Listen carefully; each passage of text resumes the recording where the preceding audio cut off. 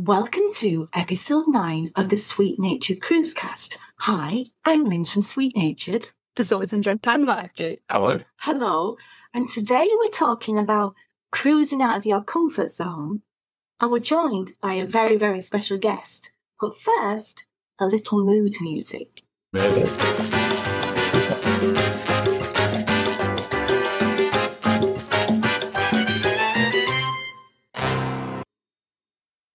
Well, as you said, Linz, today we are joined by a very special guest. We are. For those of you that are watching it, you will already be able to see our special guest. For those of you listening to the audio version, maybe not quite yet. Yes. But today we're joined by Dr. Paul Thornton, the author of the Joy of Cruising series of books and the very popular Joy of Cruising podcast. Welcome to the Cruise Cast, Paul. Thank you. I am glad to be here. You know, there's nothing I like more than cruising than talking about cruising. Well, I said that wrong. There's nothing you understand what I mean. I can talk cruising all day long. Well, I said a little bit in the intro and a little bit about it, but do you want to tell people a little bit about yourself and the Joy of Cruising? Okay, so yes, I've been cruising for a long time, since 1988. But in what was it? Late around 2019, I wrote a book on cruising called The Joy of Cruising. I loved it. And I loved the people who I interacted with. It was sort of a compilation of cruising stories, fascinating stories, and passionate cruisers. And so it was an easy decision to write a second one, which I did, called Cruising Interrupted. And then we had the pandemic, and I was one of those that was concerned cruising may never come back. But when it did, I wrote a book, same format, anthology or compilation of fun cruising stories. And I titled this one, The Joy of Cruising Again, and it sort of was in celebration of the return of cruising. And so I loved writing the books, but I can't write cruising books for the rest of my life. But I can't walk away from my passion of talking about cruising. And so I started a podcast, the Joy of Cruising podcast. And it really is essentially the same format as the books. You know, I find interesting cruise personalities like yourselves, and I interview. And it's very likely if I was writing, a fourth cruise book, I probably would have asked you to be in it. So It's just a minute. Well, if you ever decide to, you know where we are. Well, today we are going to be talking about cruising, obviously, because that's what we do. Yeah. But we're going to be talking about something a little bit different, which is cruising out of your comfort zone. Mm-hmm. Because a lot of us, when we get into cruising, we were the same. Yes, We stuck with the same cruise line for a long time. we did. We had sort of dalliances, whatever, a little fling with Disney on one, and Yeah. we jumped on NCL for another one, but we kept going back to overcrowded because we were comfortable with it. Yes. We knew that we would like that, Yeah. and therefore, why risk it? But today we're talking about going outside of that. Yeah. And I know Paul's just been on a cruise recently, on Virgin Voyages for the first time. I'm sure we'll get to hear a little bit about that as well. But we're going to start off by saying, what is your go-to holiday, your go-to cruise vacation that you feel most comfortable with? And I'll throw that over to Paul to start with. What's your one that you feel most comfortable with, Paul, given you've been cruising since the 80s? Well, I could simply answer Virgin Voyages. But, that would make for a very short response to your question. And I've only been on Virgin Voyages once. For the audience, it was my last cruise. I just got off about a few weeks ago. But I kind of flippantly say Virgin Voyages, but that's kind of an easy go-to because of some very obvious, conspicuous reasons that most of your listeners, most of your viewers understand, of course, and that is no kids. Yes. So I don't dislike kids. Most of my cruising past has been inexpensive cruises on Carnival. They seem to be more affordable than others with my daughters, and then with my grandkids. Later on. So I'm not one that totally disdains kids on a cruise, but for where I am in my life right now, Virgin is perfect for that. The probably the other than the act of cruising itself, probably the second reason for I enjoy cruising is the food, and not only is Virgin food included, but it is almost all of specialty quality. So there's something happening on the cruise. All the time. So to answer your question, my generic perfect cruise is one with few kids, great food, longer than 7 days. I grew up pretty much with short cruises. 3, 4, and 5 days, mainly because in the 80s and 90s, my wife and I owned a chain of small businesses, video stores. Remember them? Did you have those in UK? Yes, it is. I'm sure you did, of course. But yeah, we had a chain of video stores, and as small business owners know, you're there like 7 days a week, which we were, and so we couldn't take longer cruises than 3, 4, and 5 days. And then, once I got older and I could afford a longer cruise, and the video stores, the businesses were no longer in our lives, we started taking, regularly 7 days. But now, in the last few years, we've become accustomed to, cruises between 9 and 16 days. And so answering your question of the ideal cruise would be longer rather than shorter. So those are a few things that I look for. Now, you notice I haven't even mentioned destinations. Up until the last couple of years, I was one of those guys where the ship was more important than the destinations. But now I am in the active process of trying to check off bucket list items. So destinations are important. As important as a ship, but they used to not be as important. So anyway, that was a long answer to what I look for. Well, I'll bounce in on the two islands. What's your go-to cruise type order that you feel most comfortable with? Before Virgin, and I feel Virgin are going to get a lot of love today. I can imagine so. Before Virgin, I was very happy with Royal Caribbean, as it was a little bit in my heart belonged to Royal Caribbean. Yeah. And everything else out of Royal Caribbean then became out of my comfort zone, because I knew where the drinks were. You knew where the drinks. Oh, you had the bar. Yeah, but I knew which drinks at which bars. We had our son with us, so he was always happy.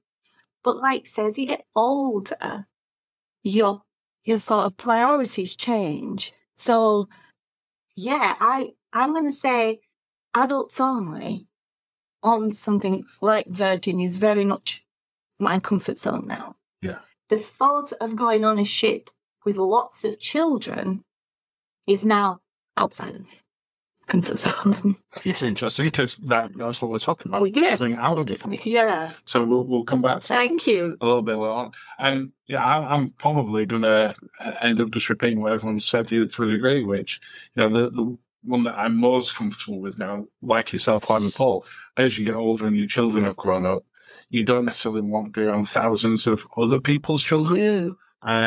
And they tend to be noisier cruise ships, which is great when you've got a young child, and it was perfect when I had someone growing up. Yes. But now I want to where I can relax a little bit more, not feel that I have to do anything, but be able to do anything you want. Yes. So, Yes. so being able to do both of those is so important for me. And obviously, I know what your answer would be. Anyway, I need a big shock if it was something like that. Doing the others, and you're like, yes, I'll cruise. No. Well, let's flick it the other way then. And I'll bounce it. I'll bounce it back to you first, then we'll go to Paul. Okay. Is there a cruise type that really doesn't appeal to you, and you can't do the same one with kids? Okay, no, I wasn't going to say that.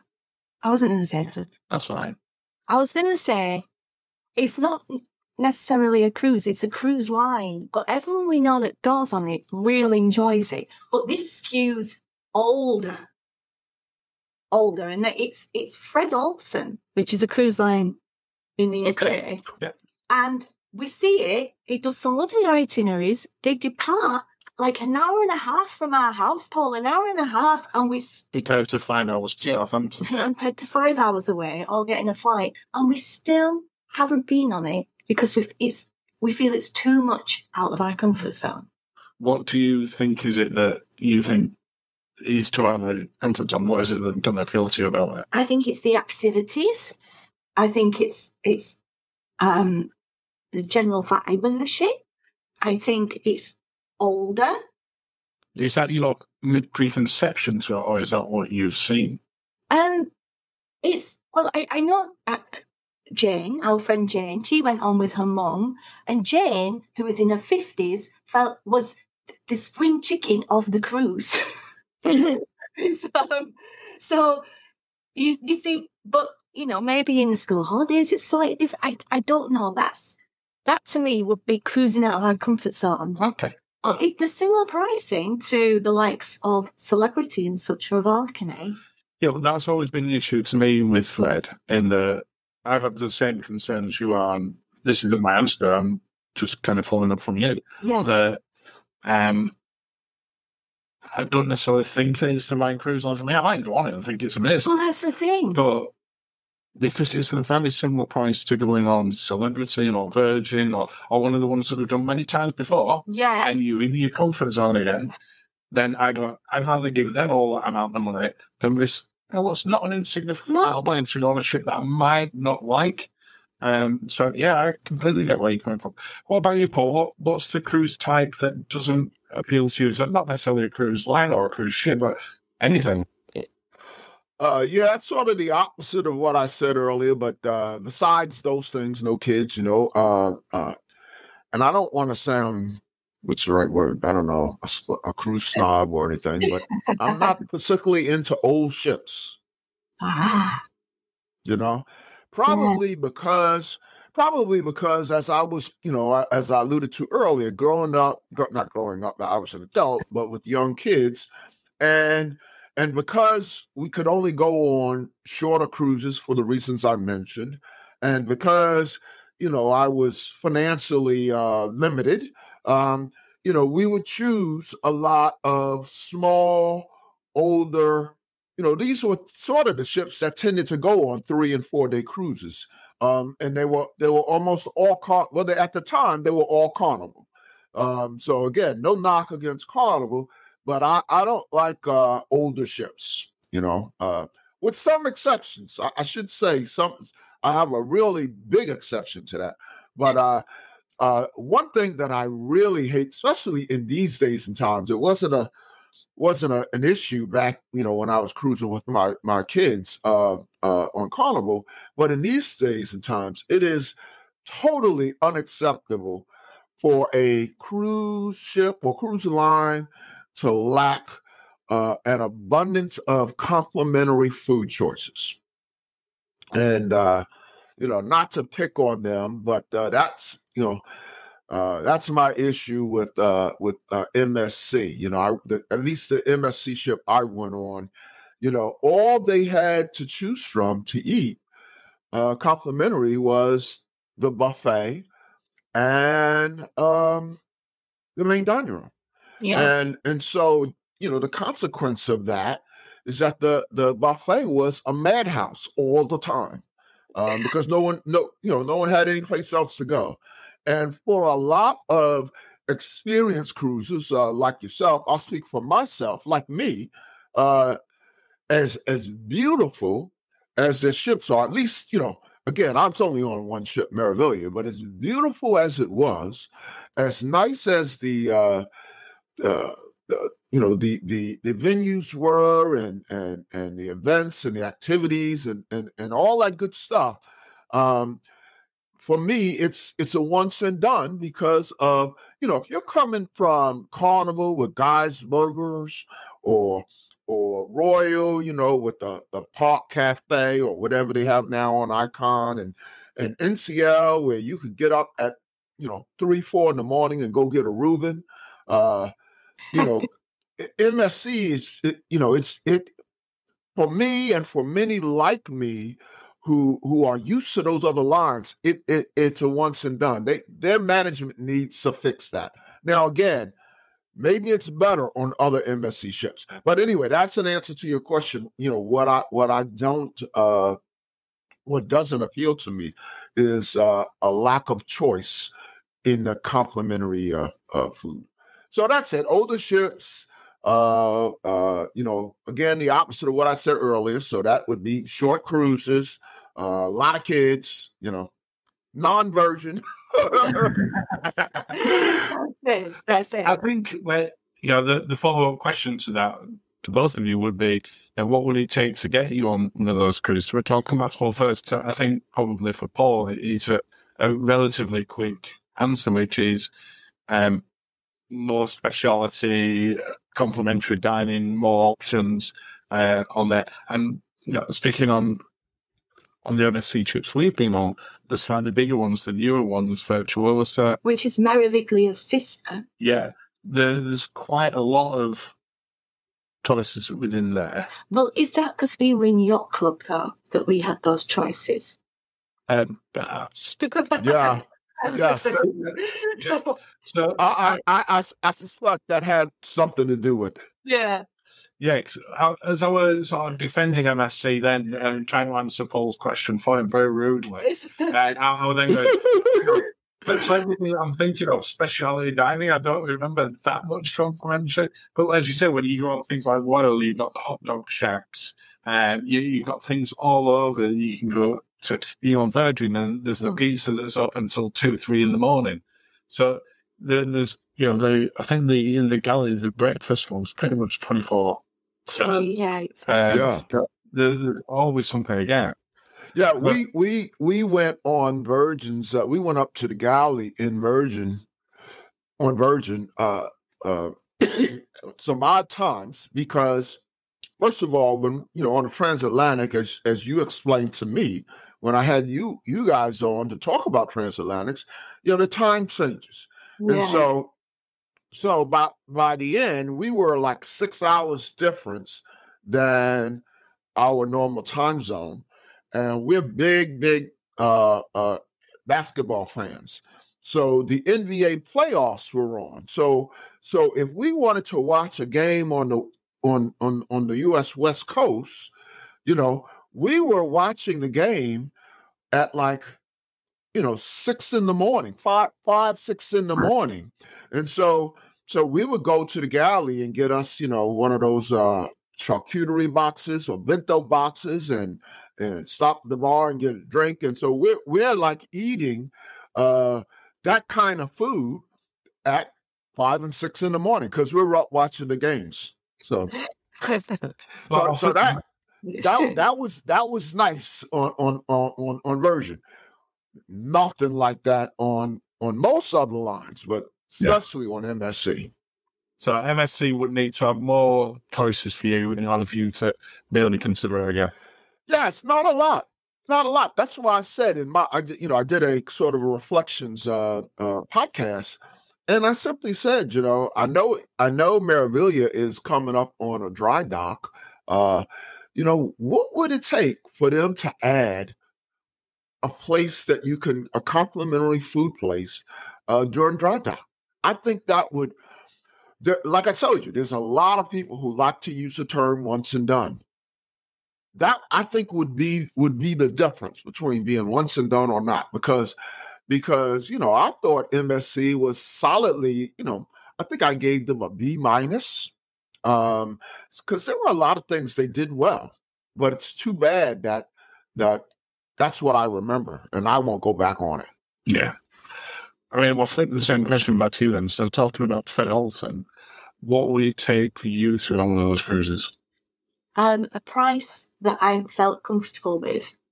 What would that price be then? Well, it can't be £2,500 per person for a balcony. It has to be somewhere around maybe £1,500 Per person for a balcony. So if Fred were £2,500 to £3,000 for the two of us to go, that would be enough for you to take a chance? Yeah, it has to be. It has to be cheaper than Disney. It's better to go on it. Well, I mean, that's one of the things we looked at. So we were looking at September for this year. And we were looking at Disney's British Isles cruise. Yes. And Fred Olsen was more expensive. And we're like, how can that be that it's that much fun? So is it just as simple as if you just need to see it a little bit cheaper? I need to not feel that if I say to you, come on, let's cruise out of Newcastle, which I say is an hour and a half from our house, and do the fjords, because we love the fjords. Yeah, we do. But get on this shit, but it has to be, because if we hate it, I can't have it that we paid so much money for it, because of the guilt will kick me. Yeah, you'll be thinking about that the whole cruise. The whole cruise. Yeah, I mean, one of the things that Fred did well, and we just touched on sort of complimentary dining there, and that appeals to me. And I am concerned about, is the demographic right for us on there at this time, or will I be bored, etc. I have that thought before going on other cruise lines. Is that their specialty dining's only £10 each? Yeah. Compare that to Celebrity. You're almost at the Virgin level where it's included. At £10 per person, that's a no-brainer for you to try it. Yes, and it's apparently very good. Well, they have got incredibly complicated drinks package, which gives them a negative in my book. Yeah. I just want to know that not to vow and order something if I've got a drinks package. And what they do as well, Paul, is that when you book the spa you go as a couple to the spa, and you just pay for you. You just book it, and the whole spa is for you. All of it. Nobody else is in there, so you get it all to yourselves for 2 hours. Which is really appealing. Cheryl Lindsay, French Stars went on it and loved that. And Kendall's cruising. Yeah. So, there is an appeal to that. Yes. But he just needs to lower the risk of guilt to you. That's all it is. Yeah. That's fair enough then. So, let's look at a different way then. Oh. So, and I'll go back to Paul first with this one. Right. Which cruise ship were you not were you not really expecting to enjoy? Or to be out of your comfort zone? But in the end of it, absolutely loved it. When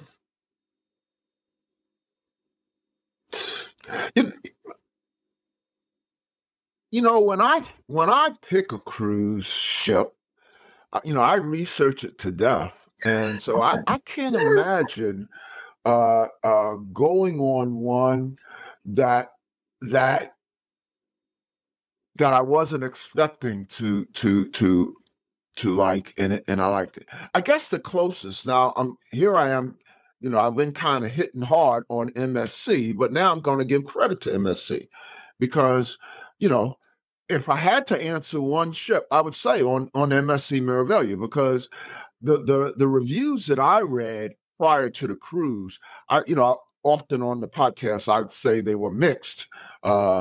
What I wouldn't say, because I was booked on it, is they were sometimes brutal. Yeah. Absolutely brutal. And especially about the food. Now I already talked about the lack of complimentary food in the daytime, but I went to the main dining rooms and they were okay. They were on par to me. The main dining room was on par with its direct competitors, and to me, direct competitors for them would be Royal, Carnival, NCL. Sort of mid tier lines. So their main dining room was about on par. Their specialty restaurants were on par or better. So there was much to enjoy about the ship. I mean, I gave it a B minus. I didn't give it like a C or a D, you know. So, and plus, you know, it was a Christmas cruise with my family. You can't really go wrong with that. So maybe that helped to make MSC palatable, acceptable. You know, I had heard crazy stories about, and I mean crazy stories about their customer service. And so I finally had a chance to test that out, not intentionally, but you know I couldn't. It had to do with my connectivity, internet connectivity, and you know I finally went to customer service, and you know they tried to give me the same kind of service that I have read so much about, and I went into my crazy consumer mode. And every person I talked to, they were like scripted. Their responses were scripted. And every person I talked to, I basically said, let me talk to your boss. And then finally, I got a person who had a uniform on. I don't know how to read rank. She was an officer. And we had a long discussion. But at the end of the discussion, I said, let me speak to your boss. And I suspect her boss was captain. so all I know is she made a phone call to the internet department. She walked away from me, so I don't know what she said. But then she came back and told me to go to them. They fixed the issue, and I didn't pay any money. You know, because for the issue to be fixed, they were telling me I would have to buy another wire. You know, it's a long story. So you know. Even what I dreaded most, their famed or infamous customer service, it came through. You know, a little bit of scaring people because I got into my act, and I will say, late that night, I got a phone call, and it was customer service. And so, as much as I have heard about customer service, and as much as I have knocked customer service, I have never had a customer service on any line call me hours later to gauge my satisfaction. So even though I knocked them earlier in the discussion, now I'm saying that was a line that was better than I was prepared for, even though I'm calling it once and done. I'll flick over to you then with the same question.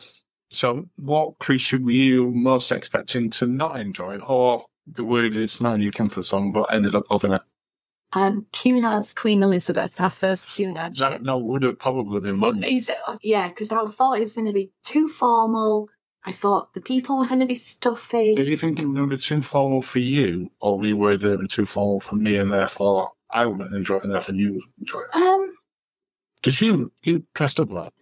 I didn't like getting dressed up. Whereas I'd rather be in a t-shirt and jeans and shorts. Maybe I just thought I thought people might be a little bit stuffy, a bit snooty.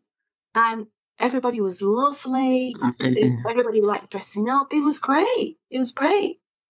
Yeah, I'll go along with you on it. I mean, I have got a slightly different answer to different cruise lines as well, which I'll give in a second. But I was so apprehensive about doing it. I know. Cunard, and you've been talking to me for years about, you know, trying it. And for me, it was just like, it's too formal. It's going to be too stuffy. This is not my idea of a holiday, being in a shirt and tie all the time. No. It's not that. That's the misconceptions behind. But no, I completely agree. Just mine, with what people know about us now and what we've already talked about in this, will seem somewhat I like. But the one that I really didn't expect to enjoy, and we even got in touch with some of the cruise vloggers to check a couple of stuff beforehand, was Virgin. Yeah. Because how Virgin was initially emphasized, you have to bear in mind, when I'm talking about this, we went on Virgin's second ever cruise, because technically they had a press cruise before the pandemic hit. And then the World Cup. Well, they never did a passenger cruise. No. So the other people had been on it, and we didn't have the channel out. No. So we haven't been on that. No. So it's supposed to be the people like what was this one? They've only been like for a day, so they haven't really got any idea. But Virgin were advertising it essentially as being for the 18 to 30 crowd. It was like Club Ibiza. It was aimed at the young people. And I was like, this is so not me. I am not. Even down to not having the beds made up, it was the sofas. It's like... I'm like, well, I don't want to spend thousands of pounds to sleep on a glorified sofa bed. But that's how they went excited. That was that initial pitch. And I think then over the pandemic period where, cruising shut down globally, they had a chance to rethink about how the passage worked. And the feedback they got. Yeah. And they had a very unique option in that they're a brand new cruise line. They've got all this feedback without a passenger ever setting on for a paying passenger. And they had a year and a bit to fix it. Yeah. So by the time we got on there, the things that were my concern weren't the thing. No. Yeah. I don't know why in my head and from the advertising that it worked as an 18 to 30 type thing. So I don't know any 18-year-old who could afford to go on it anyway. Maybe some of the really good YouTubers are 18. Yeah. But it was just how it was portrayed. Obviously, we've been on it. We've been on every ship. We've got cruise this rock Panama. Yes. And it is our go-to one, and won it again in August, just for the 4-night one. So it's I would prefer a longer one, but it's a bank holiday weekend cruise, so it's better than nothing. Yeah. But yeah, it's that for me. Yeah. The 18 to 30 thing. That's funny because I ended up. I was talking to this guy that I became buddies with on the cruise, and told him I was writing a kind of reflections podcast, and so one of the things that I wanted to chat about on the podcast was the average age, and so I had a number in mind, but I wanted to ask him what he thought to see how close my number was to his. So I surmised that the average age was 55. And his, without telling him that, his response to me was between 55 and 60. So, wow. 18 to 30-year-olds would have been very obvious on that cruise. They would have stood out, like seeing kids on a really, really, like the young kids on a really, really long cruise. In fact, I just interviewed someone yesterday who's on that Royal Caribbean Ultimate World Cruise, and I was shocked because she told me there was like 20 kids on board. Oh, good grief! Yeah, I couldn't believe it. I said, what are they, homeschooled? And she said a lot are, actually. Yeah. Well, she didn't say a lot. She said some are. And then some are younger than school age. So, yes. But I was very surprised. But anyway, that's, 18 to 30-year-olds would have stood out like that on the Virgin cruise I was on. Yeah, and it's been similar to everyone we've been on. Well, not only the ones we've been on, friends of ours who've been on have said exactly the same. And there was a comment that Virgin themselves put out the other day that the average age of their cruises is 55. Oh, okay. I hope I hadn't seen that when I said that to the guy and was somehow, subconsciously influenced by that, but I just guessed 55. No, that's only the last couple of days, Paul. So you're right. So you maybe imagine if just listened to you and took it back. Save themselves the money they spent some marketing research company. Yeah. Now let me ask you a question. When you went on Virgin very early on, did Virgin kind of use the Diva as a brand? Was the Diva very prominent in their advertising? No. No, the start. Much more so now, and obviously you just did the podcast with one of the Divas. But no, they weren't prominent, that's all at that point. By the second cruise, they were more so. Yeah. And by the time we went on Resilient last year, really prominent. They were essentially the co-host on the... Without being... They were doing a lot of the major things. Yeah. Okay. Yeah. Okay. No, that's definitely a position that they've developed yes, massively over that point. So just wrapping up the topic on them, and we've kind of covered off these a little bit, but are there any sort of common cruise misconceptions that you think people have that are stopping them out of the comfort zone, or that are keeping them in the comfort zone? I'll pass that to, let's pass all first. Clearly, well, I don't know if this is a misconception. There is a perception. I have it, even though it's on my bucket list. You alluded to it earlier that Cunard is too formal. So you know, I don't know that that's a misconception because I haven't been on it. I still kind of strongly believe that, even though the response I get from people like yourselves, and mostly from people from UK, is they don't deny that it's formal. They just kind of say it's not that bad or something like that. Yeah. So maybe I'm just looking for excuses, even though it's on my bucket list. I'm looking for excuses not to go because I bought a tux, and it's been, I don't know, 8 years. I think I bought it for my daughter's wedding, and so I know I ain't getting in that. Excuse my bad grammar. And then at work, towards the end, before I retired, we were casual so much. I used to have a lot of suits. I worked either corporate or higher ed, big higher ed. So I had a lot of suits, and I went to a lot of meetings and all that stuff that people who wear suits do. So I still have my suits, but now it's been about 4 years since I wore them.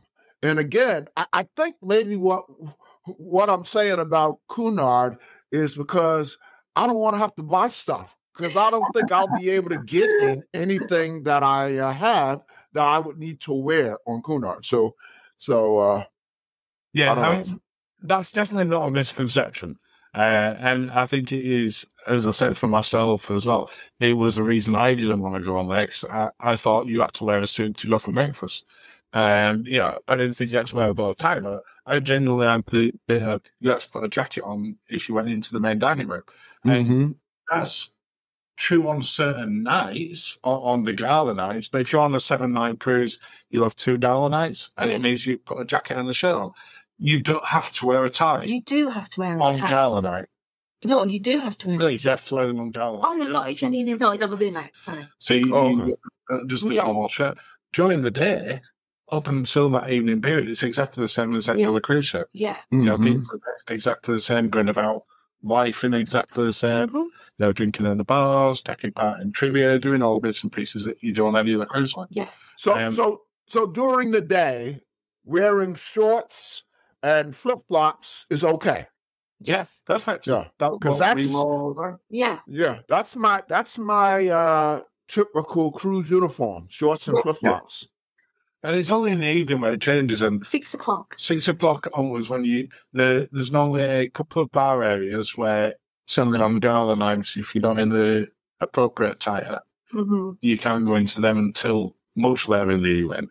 And some of the restaurants, but things like the buffet, King's Cross buffet, even on gala night, you can go in there and all the time. You don't have to get dressed up. So if you don't want to take part, you don't have to. But Cunard probably has a much higher percentage of people who take part in the formal nights, in the high 90%. Yes. Compared to, say, Royal Caribbean, when it might have a formal night or celebrity, where you might be down at 40, 50% take part. Yeah. So I expect that's in there. And they do hire tuxedos on board as well. They do. So you don't have to hire one. I don't know how much there, but I'm sure Google will help you with it.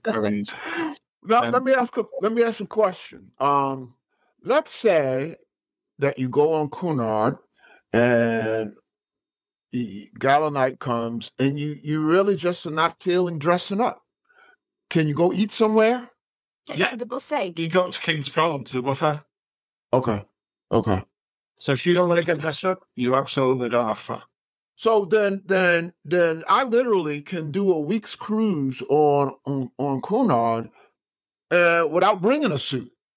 Yeah, absolutely. You could. That's. I'm just trying to think who recorded that album on Cunard, because Ed Sheeran. Ed Sheeran and his producer, because his producer doesn't fly, but they did have tuxedos, so they just were either in the buffet or the suite. Yeah. Yeah. Okay. See, I'm an Ed Sheeran kind of guy. Yeah, absolutely. And room service is included. Yeah, room service is included. So you don't want to go out? Yeah. Stay. Okay, so you just moved Cunard up the bucket list. So yeah, that was a misconception on my part then. But I think it's a very common one for Cunard. People believe that, and I think their own marketing lends itself to that as well. It sure does. You know, when you see butlers there with the white gloves on when you get on, and a band as you get on and stuff, everyone on the show is always immaculately dressed. In an evening gown. They never show people like me or maybe Paul in shorts and flip-flops and a T-shirt. Yeah. Not at night. No, not at night. No. So, but yeah, it's how they do it. Yeah. Excuse me. Let's move on to the news stories. Okay. So, we have 3 news stories, so it'll be really interesting to get both your takes on these. Right. The first one, a little bit different to the sort of ones we normally talk about on here.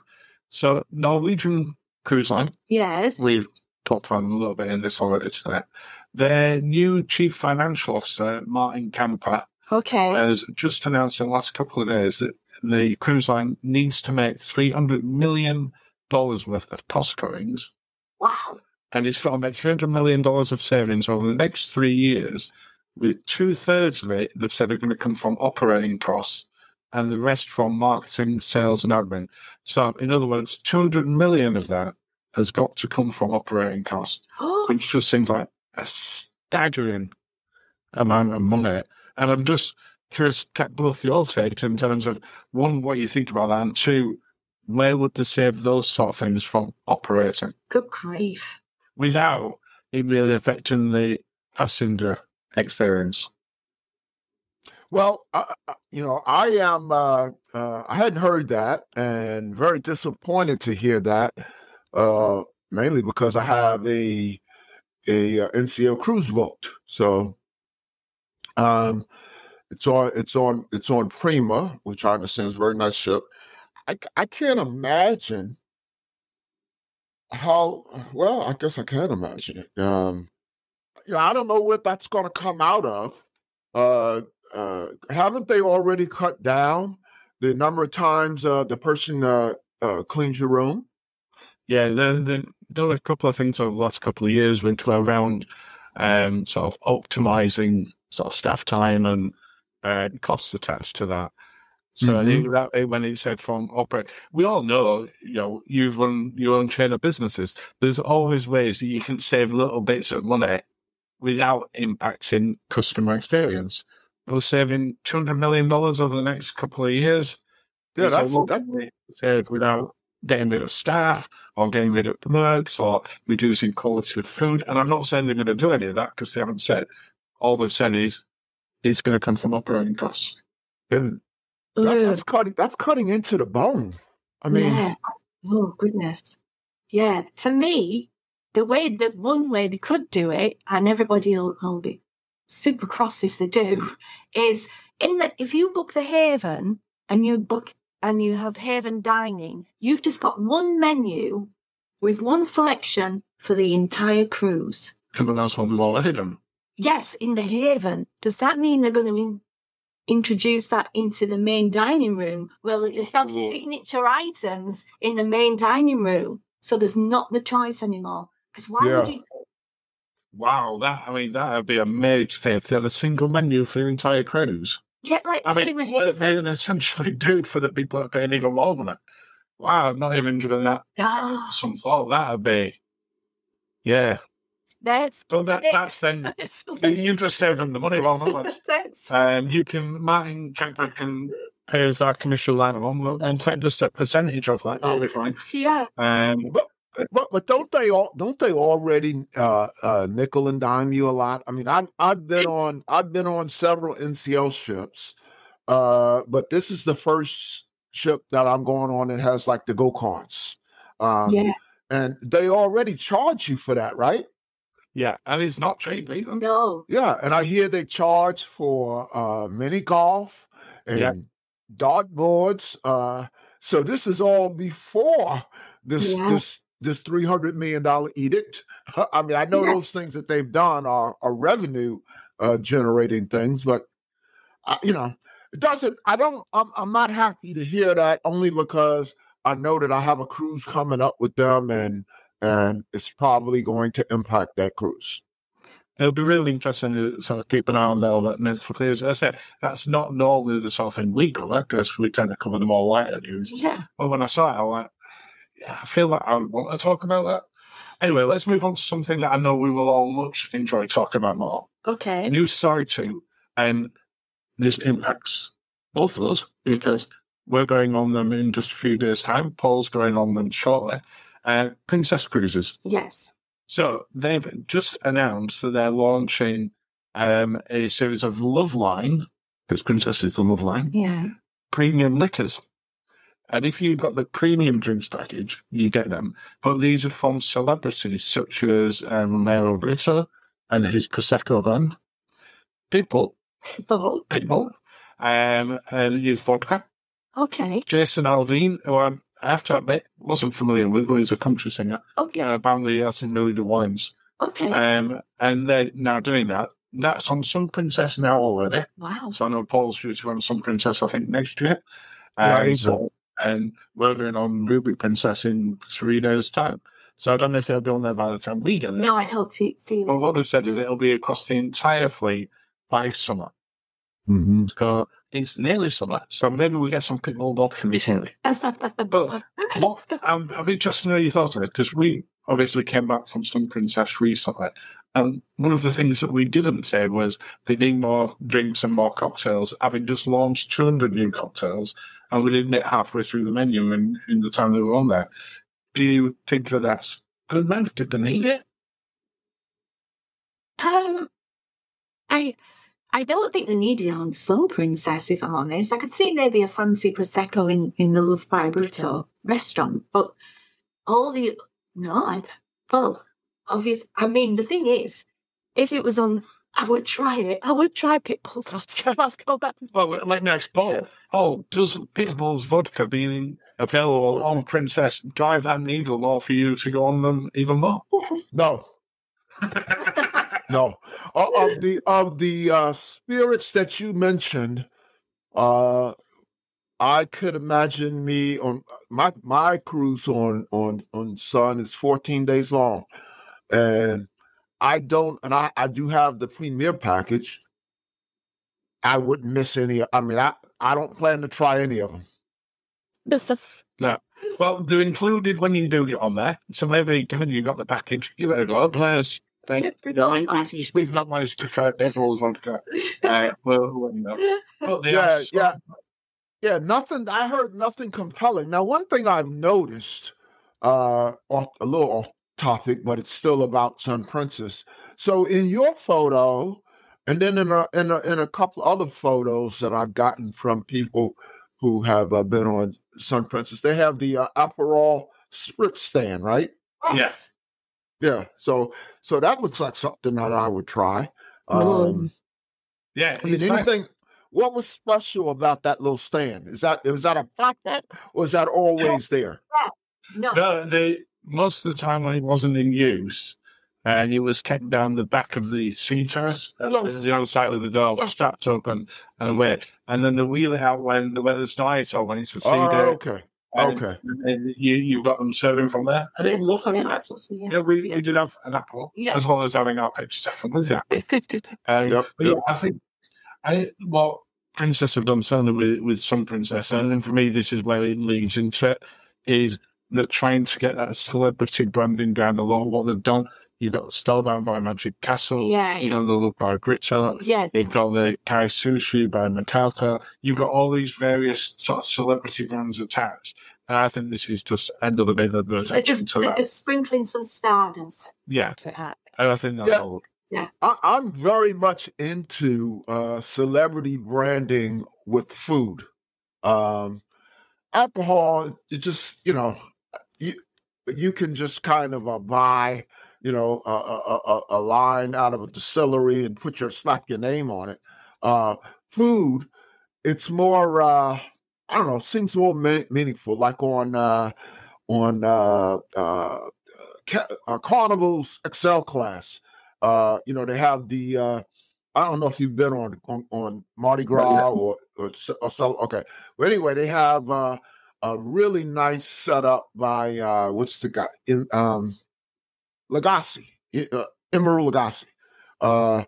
And so, you're eating. I've eaten at his places at a couple of his places in New Orleans, and when I eat there, I feel like I'm eating at one of his spots in New Orleans. So that's a little more meaningful to me in terms of celebrity branding. It's more with food than it is with alcohol. Alcohol just kind of seems opportunistic for celebrities. So. He does. I'm sure that the sort of is tied into other agreements that they've had by being looked at this on. Yeah. You will stop my Prosecco. Yeah, we will use mine if I'm going to put my name. I don't get in the people, but that's quite random. Yeah. You've mentioned Love by Brito a couple of times. When you were on Sun, was that open yet? No.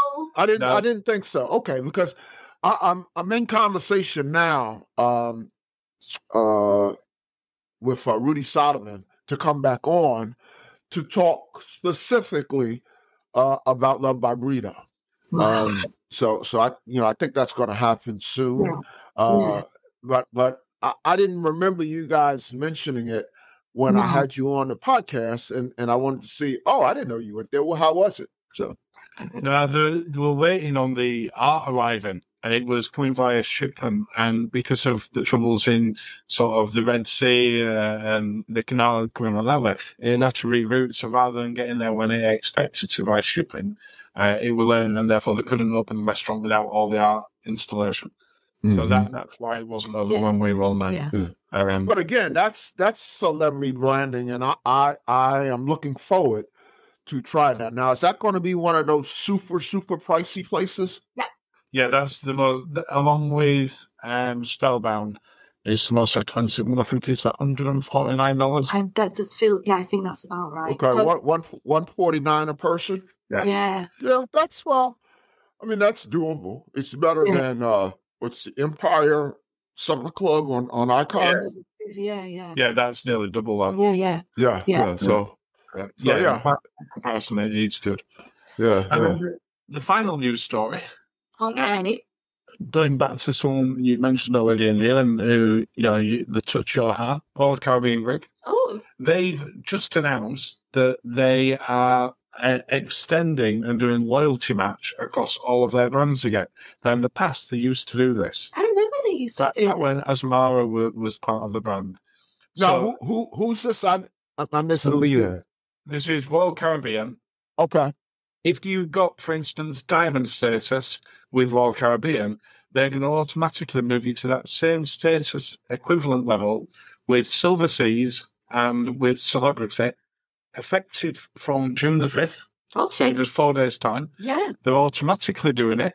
So if you're matched into any one, if you're enrolled in any one of them, they will create you the other one with your... So have they packed that then through? Yeah, it's not been on there. So this is a new announcement. And what they'll give you is if you've been with all three, whatever you've got the highest tier at, they'll map that across. Okay, I understand. Which should seem sensible. Yeah. They don't do it with Carnival. No. They don't get it for P&O and Princess and... No. And, that's where my question was going to be on this. But there's not really anything to comment because nobody's going to say, well, that's a terrible idea.